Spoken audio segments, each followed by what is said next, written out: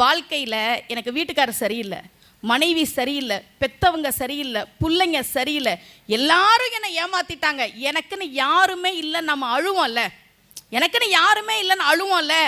நீங்கள் நினைக்கலனாலும் முருகன் வந்து நிற்பானாம். அருணகிரியார் சொல்கிறார், எங்கே போகிறதுன்னு தெரியலை, எனக்குன்னு யாருமே இல்லை, என் கூட யாரும் இல்லை, போகிறதுக்கு இடம் அழுதுகிட்டு நீ தனியாக போவில்ல, அப்போ அந்த முருகன் என்ன பண்ணுவானா, டே இருடா நான் இருக்கேன்னு உங்களுக்கு முன்னாடி கையில் வேலோட நடப்பானா.